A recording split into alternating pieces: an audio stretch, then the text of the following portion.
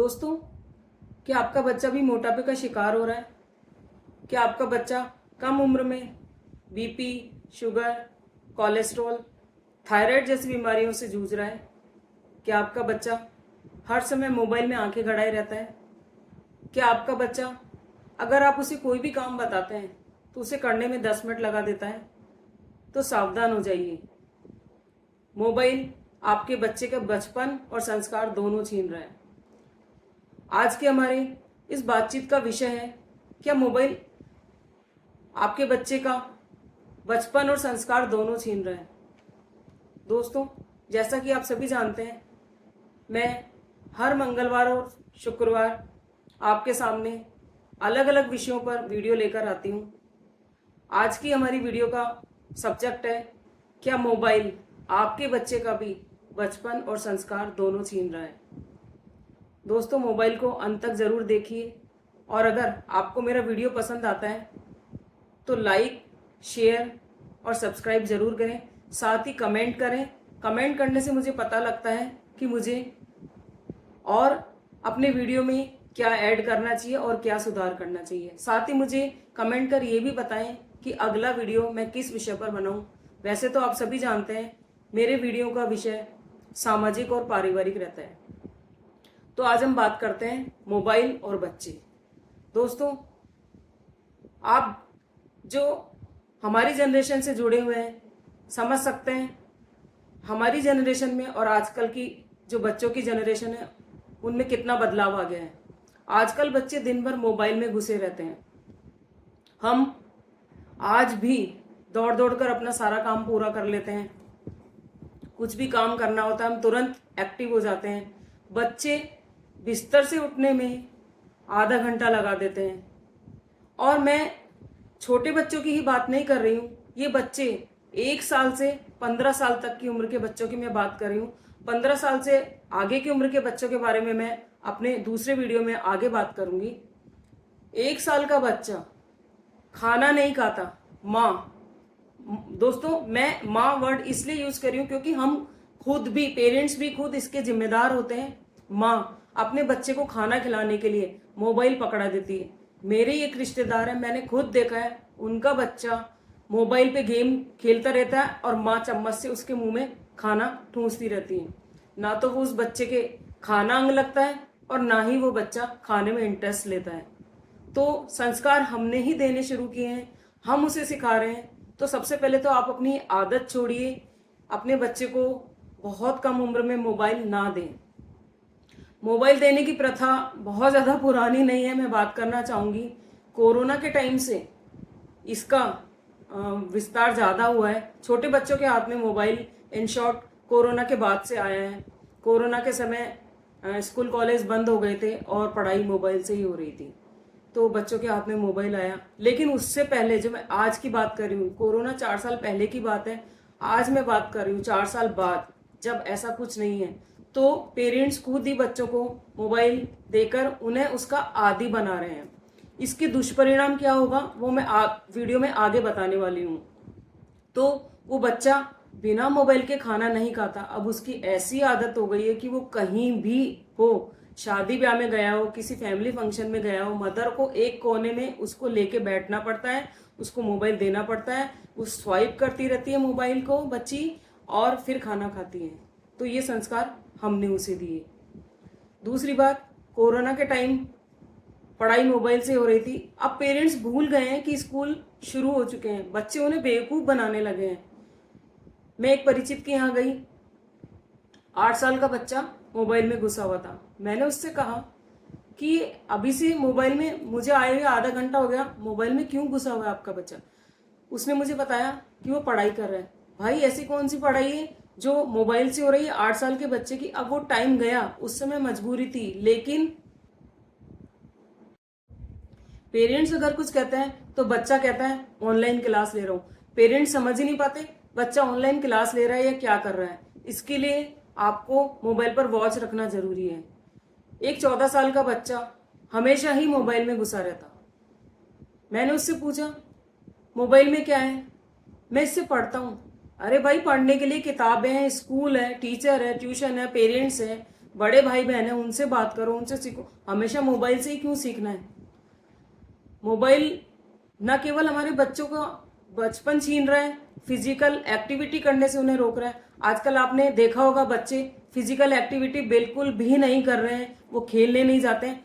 आप और हम अगर 1-2 किलोमीटर की वॉक के लिए जाते हैं और अगर हमारा बच्चा हमारे साथ होता है तो बच्चा थोड़ी सी दूर चलने में ही हांफने लग जाता है। क्यों? क्योंकि उसकी फिजिकल एक्टिविटी बिल्कुल भी नहीं है।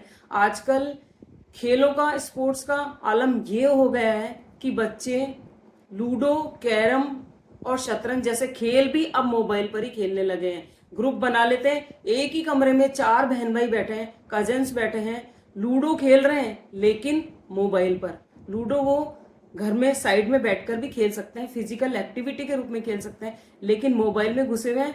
और ताज्जुब की बात यह है कि वो एक ही कमरे में बैठे हैं। तो आप समझ सकते हैं कि मोबाइल ने हमारे बच्चों का बचपन किस तरह छीन लिया है। क्या वो एक दूसरे की भावनाओं को समझेंगे? क्या वो एक दूसरे के नजदीक आएंगे? बिल्कुल नहीं। अब हम बात करते हैं संस्कारों की। मोबाइल ने किस तरह से हमारे बच्चों के संस्कारों को छीन लिया है।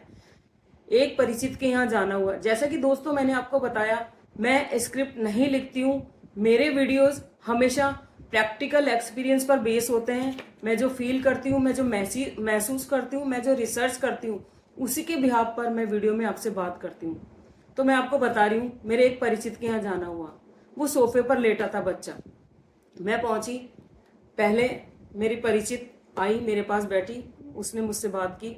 थोड़ी देर बाद उनके हस्बैंड आए, वो भी मुझसे बात करने लगे।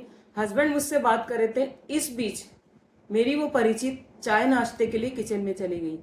इस सब प्रक्रिया में लगभग आधा घंटा बीत गया और उस बच्चे को बिल्कुल भी होश नहीं था कि जिस सोफे पर वो लेटा हुआ था उसके बगल वाले सोफे पर ही कोई गेस्ट आया हुआ है और मेरे पेरेंट्स की कन्वर्सेशन चल रही है।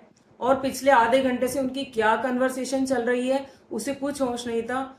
और इसके अलावा उसने इतना भी जरूरत नहीं समझी कि अगर कोई हमारे घर में गेस्ट आया है तो उठकर उसका अभिवादन कर दे, उसे होश ही नहीं था। और पेरेंट्स को भी आधे घंटे बाद होश आया जब वो नाश्ता लेकर आई और मैंने उस बच्चे को कहा, बेटा तुम भी कुछ खा लो। तब पेरेंट्स को होश आया कि सोफे पर हमारा बच्चा भी बैठा है और उन्होंने थोड़ा सा शक पकाते हुए, अरे बेटा आंटी को नमस्ते करो। तो बच्चों के संस्कार कहाँ जा रहे हैं? मोबाइल छीन रहे हैं, प्लस हम भी इसके जिम्मेदार हैं। हम उन्हें नहीं समझा रहे हैं, हम उन्हें नहीं सिखा रहे हैं कि हमारे घर पे कोई गेस्ट आया है तो हम उसका अभिवादन करें, उठकर उन्हें नमस्ते प्रणाम करें। इसके अलावा गेस्ट की बात छोड़ दीजिए, मदर, माँ या पिताजी खुद अपने बच्चों को किसी काम के लिए आवाज लगाते हैं तो वो मोबाइल में आंखें गड़ाए रहते हैं, 10 मिनट से पहले सुनते नहीं हैं, अनमनाते हुए मन से उठते हैं, 4 बार उनको आपको अपनी बात समझानी पड़ती है और फिर वो उठकर आपके किसी काम के लिए जाते हैं। और आजकल तो आलम ये हो गया है, बच्चे काम करने में इतना आलस करते, अरे मम्मी बाहर बहुत धूप है, बाहर बहुत गर्मी है, पापा को भेज दो। अरे भाई 50 साल के आपके पापा किसी काम को करने जा रहे हैं और आपको 15 साल में धूप गर्मी लग रही है। क्यों? क्योंकि आप बाहर नहीं निकल रहे हैं, आप फिजिकल एक्टिविटी नहीं कर रहे हैं, आपकी एसी में रहने की आदत पड़ गई है, आप फिजिकल एक्टिविटी करने में सक्षम नहीं हैं। तो फ्रेंड्स, मैं आपसे यही कहना चाहूंगी कि अगर आप अपने बच्चों का बचपन लौटाना चाहते हैं तो मोबाइल का समय निश्चित करें, कुछ समय के लिए उन्हें मोबाइल दें, मोबाइल पर वॉच रखें, वो क्या देख रहे हैं, कितना देख रहे हैं, कब देख रहे हैं, वो पढ़ाई कर रहे हैं या कुछ और देख रहे हैं। इसके अलावा अगर वो मोबाइल पर गेम्स वगैरह खेल रहे हैं तो आप उन्हें मोटिवेट करें कि वो फिजिकल एक्टिविटी करें, बाहर जाकर दोस्तों के साथ खेलें।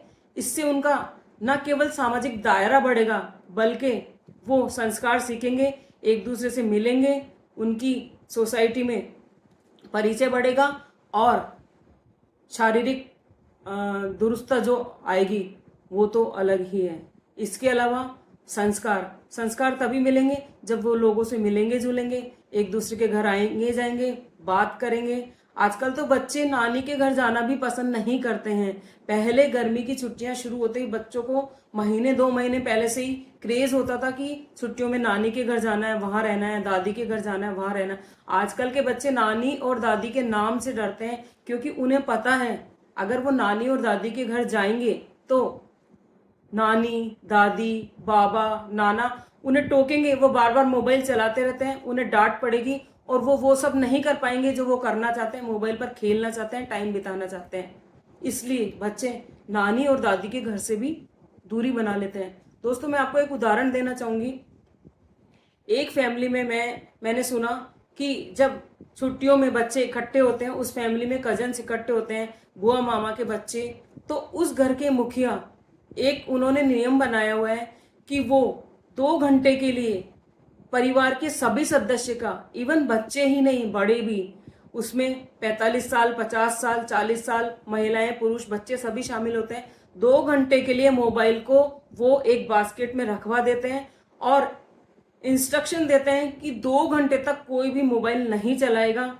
सब लोग मिलकर बैठकर बात करेंगे, साथ खाना खाएंगे, फिजिकल एक्टिविटी करेंगे, एक दूसरे को अपनी लाइफ के किस्से सुनाएंगे, हंसी मजाक करेंगे, बातचीत करेंगे। उसके बाद वो मोबाइल ले सकते हैं। दोस्तों, मैं अप्रिशिएट करती हूँ उस परिवार के उन मुखिया का जिन्होंने 2 घंटे ही सही लेकिन बच्चों से मोबाइल की दूरी बनाई और उन्हें अच्छे संस्कार देने की कोशिश की। और मैंने ये भी पाया कि उस 2 घंटे में बच्चे जो एक्टिविटी करते हैं, खेलते हैं, हंसी मजाक करते हैं, उससे वो परिवार के नजदीक आते हैं, घुलते मिलते हैं, उनको कुछ सीखने को मिलता है, फिजिकल एक्टिविटी होती है और वो अपने बचपने में लौट आते हैं। और न केवल वो अपने बचपने में लौट कर आते हैं, उनके पेरेंट्स को भी खुशी मिलती है। वो भी कुछ समय के लिए अपना जीवन, अपना बचपन जी लेते हैं। इसलिए दोस्तों, मैं एक बार फिर कहना चाहूंगी, मोबाइल आज की जरूरत है। अपने बच्चों को मोबाइल दीजिए, परंतु टाइम निश्चित कीजिए और बचपन से ही बच्चों को मोबाइल के संस्कार मत डालिए। और जरूरत है तो टाइम निश्चित कीजिए, उनके मोबाइल पर वॉच रखिए, वो कब क्या और किस तरह देख रहे हैं। तो दोस्तों, अगर आपको मेरा वीडियो पसंद आया है तो लाइक शेयर जरूर करें, ताकि जिस तक भी ये वीडियो जाए, जिन पेरेंट्स तक भी ये वीडियो जाए, वो अपने बच्चे को बचपन लौटा सकें, वो अपने बच्चों को संस्कार दिला सकें। साथ ही वो बच्चे जो समझते हैं, और अगर मेरी बात उन तक पहुंच रही है, वो इस वीडियो को समझते हैं, तो वो खुद भी कोशिश करें कि फिजिकल एक्टिविटी करें और अपने आप को चुस्त तंदुरुस्त रखें। Thank you so much.